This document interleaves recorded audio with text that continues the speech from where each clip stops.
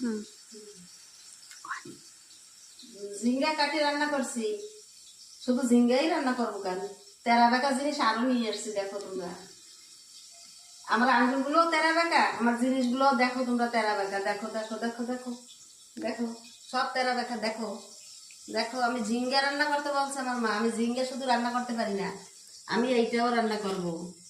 সব green green হয়ে গেছে, ঝিঙ্গা গ্রিন, এইটা গ্রিন। দেখো নাইটিটাও গ্রিন। টিয়া পাখি আসছে, টিয়া পাখি। এই দেখো কিরম কাটতে হয়। দেখো এরকম কেটে, এরকম কেটে ভিতরেরটা বাদ দেবা, এইটা বাদ দেবা, এই যে এইটা ফেলে দেবা। এই দেখো, এটা ফেলে দিলে এটা কষ লাগে, বিচি আছে, ওই জন্য ফেলে দিয়ে এরকম করে কুচি কুচি করে কাটতে হবে। এই যে এই ভিতরেটা ফেলতে হবে।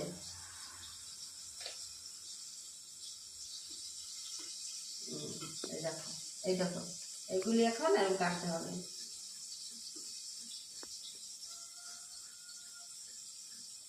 সর্ষের তেলের উপরে দিয়ে এটা ঝিঙের তরকারি রান্না করেছে সকাল সকাল। কে কে পছন্দ করো বলো। যদি ভিডিওটা ভালো লাগে কি করতে হবে বলেন।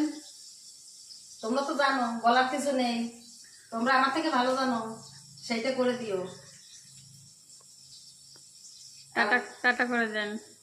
আর এই যে ভাজা আসবা, আবার টাটা করবো, আবার আসবা, এটা দেখবা, এটা রান্না করার পরে দেখবা কিরকম হয়। তো দেখো বন্ধুরা, আজকে হয়েছে ঝিঙের তরকারি, ঝিঙে দিয়ে মাছ থেকে তরকারি।